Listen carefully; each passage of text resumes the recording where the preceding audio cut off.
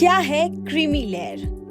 अब जिन लोगों को नहीं पता है वो सोच रहे होंगे कि क्या ये कोई क्रीम है चेहरे पर लगाने वाला, लेकिन नहीं। इसका मतलब है वह वर्ग जिसने आर्थिक और सामाजिक रूप से प्रगति कर ली है और इस लेयर के दायरे में आने वाले लोगों को रिजर्वेशन का लाभ नहीं दिया जाता है। अभी ओबीसी रिजर्वेशन में क्रीमी लेयर का प्रावधान लागू है। इसके अलावा अनुसूचित जाति एवं जनजाति के प्रमोशन के मामले में भी क्रीमी लेयर का प्रावधान लागू है। अन्य पिछड़ा वर्ग यानी ओबीसी को सरकारी नौकरियों और शैक्षणिक संस्थानों में 27% रिजर्वेशन मिलता है। क्रीमी लेयर के प्रावधान के मुताबिक अगर किसी ओबीसी परिवार की सालाना इनकम 8 लाख से अधिक है तो उस परिवार के लड़के या लड़की को रिजर्वेशन का लाभ नहीं मिलता। उसे नॉन रिजर्वेशन कोटे से नौकरी या दाखिला मिलता है।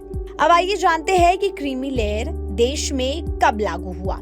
क्रीमी लेयर की शुरुआत पहली बार साल 1993 में हुई। उस समय 1 लाख सालाना की आय वाले लोगों को इस कैटेगरी में शामिल किया गया। फिर 2004 में इस सीमा को बढ़ाकर 2.5 लाख रुपए किया गया। 2008 में 4.5 लाख रुपए, 2013 में 6 लाख रुपए और 2017 में 8 लाख रुपए तक कर दिया गया। अब जानते हैं इस व्यवस्था को लेकर संविधान में क्या कहा गया है। संविधान के अनुच्छेद 15(4), 16(4) और 340(1) में पिछड़े वर्ग शब्द का उल्लेख मिलता है। अनुच्छेद 15(4) और 16(4) में कहा गया है कि राज्य द्वारा सामाजिक और शैक्षिक रूप से पिछड़े वर्गों के कल्याण के लिए विशेष प्रावधान किया जा सकता है या विशेष सुविधाएं दी जा सकती है। अनुच्छेद 16 में राज्य के अधीन आने वाले किसी पद पर नियुक्ति के मामले में समानता के अवसर की बात की गई है। हालांकि इसके अपवाद भी है। अगर राज्य को लगता है कि नियुक्ति में पिछड़ा वर्ग का प्रतिनिधित्व नहीं है तो रिजर्वेशन की व्यवस्था भी की जा सकती है।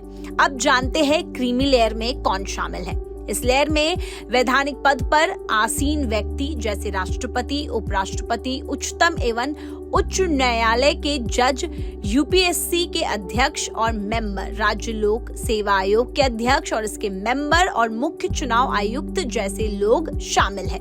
इसके अलावा केंद्र और राज्य सरकार की सेवाओं में ग्रुप ए और ग्रुप बी कैटेगरी के अधिकारियों को भी क्रीमी लेयर में शामिल किया जाता है। अब हम आपको बताते हैं कि सुप्रीम कोर्ट के जस्टिस BR गवई ने 1 अगस्त को कहा था कि SC/ST में भी क्रीमी लेयर लागू करने पर विचार करना चाहिए। इसे लेकर दलित सांसदों ने पीएम से मिलकर अपनी चिंता जताई थी, जिसके बाद 9 अगस्त की शाम में कैबिनेट मीटिंग हुई और उसमें फैसला लिया गया। इसके बाद केंद्रीय मंत्री अश्विनी वैष्णव ने प्रेस कॉन्फ्रेंस में कहा कि एनडीए सरकार BR अम्बेडकर के बनाए गए संविधान से बंधी है। इस संविधान में SC/ST आरक्षण में क्रीमी लेयर का कोई प्रावधान नहीं है, जिस वजह से वह SC और ST आरक्षण में क्रीमी लेयर का प्रावधान लागू नहीं करेगी। इसीलिए अनुसूचित जाति, अनुसूचित जनजाति का आरक्षण संवैधानिक दिशा निर्देशों के अनुरूप ही लागू रहेगा। आप सभी को सरकार का फैसला कैसा लगा, हमें कमेंट बॉक्स में जरूर बताएं।